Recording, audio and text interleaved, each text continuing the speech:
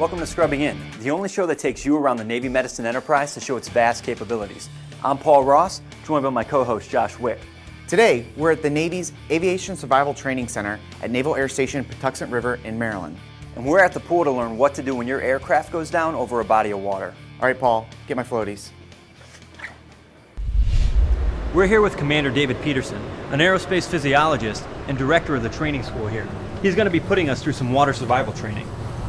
So, Commander Peterson, before we get started, what are we going to be doing today? Well, guys, we're going to try to introduce you to some of the stuff that the pilots and aircrew could experience in the event they have an overwater emergency. Safety is paramount, so before we put you in the Big Daddy, the Helo Dunker, we're going to take you guys through a series of shallow water egress trainers just to get you comfortable and more proficient in the water. Great, let's get geared up. All right, well, let me introduce you to another Big Daddy, PR2 Navarra. If you don't mind, PR2, help these guys get suited up for today's training. Yes, sir. All right, gentlemen, follow me.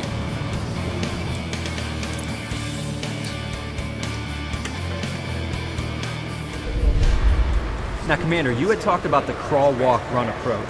I'm assuming we're about getting ready to crawl. Can you explain what we're going to be doing? Absolutely. Actually, before you guys would even get to this stage, the very first thing that we would do is to evaluate your swim techniques, your tread water, your drought proofing in a bathing suit, then gear you up and take you to this portion of the training. Now, this portion of the training is kind of the crawl approach to the dunker. We're going to run you through a series of shallow water egress trainers, and it's an underwater problem-solving evolution that gets you comfortable in the water, how to release your lap belt or your torso harness, whatever you're connected to the aircraft with, and then allows you to hand-over-hand egress and evaluate your technique so that we can guarantee that you can get out of the dunker and ultimately the helicopter if you need to in a survival situation. Well, Paul and I are geared up. We're ready to go. Let's do this thing. All right, so the command is going to be crash, crash, crash, at which point the instructor is going to push you down. The first thing you're going to do is grab this bar or your reference point, all right? Once you've grabbed your reference point, you're going to turn your 5-point harness left or right, a full 90 degrees, as you're pulling yourself away. The other end, there are 5 handles. Manipulate all 5 handles with the one at your 12 o'clock that actually releases the door.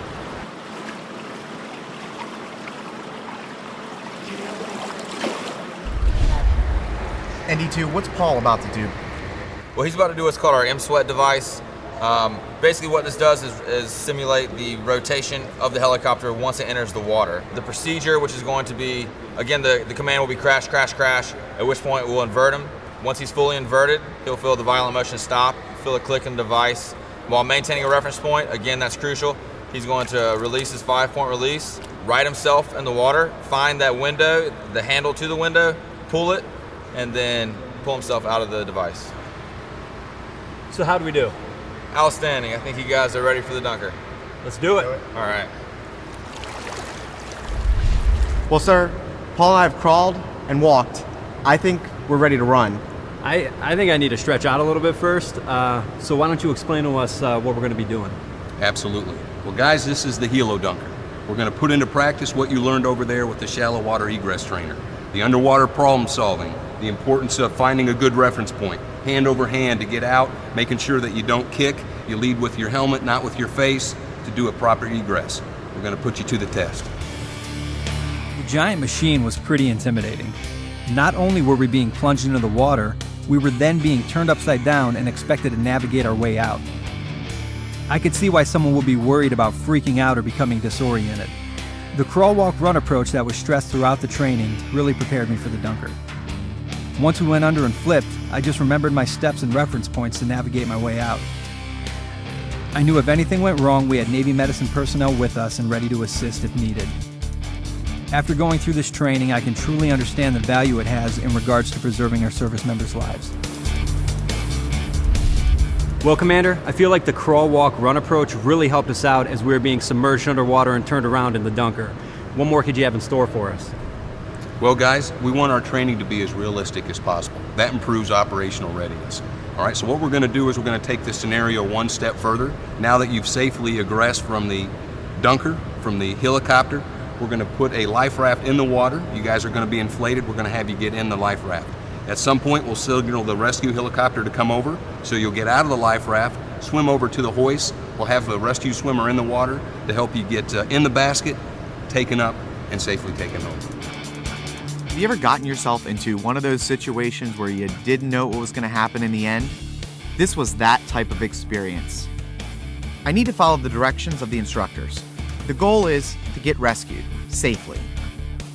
It dawned on me that our Navy and Marine Corps aviators do this in high seas, day or night, with so many other variables at hand.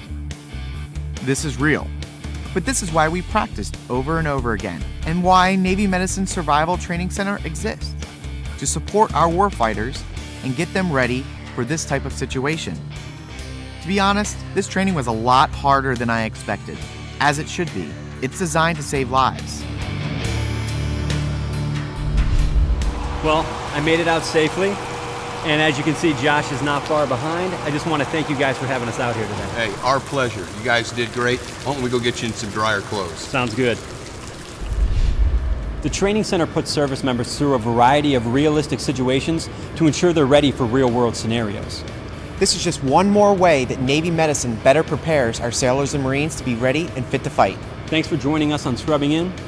Join us next time.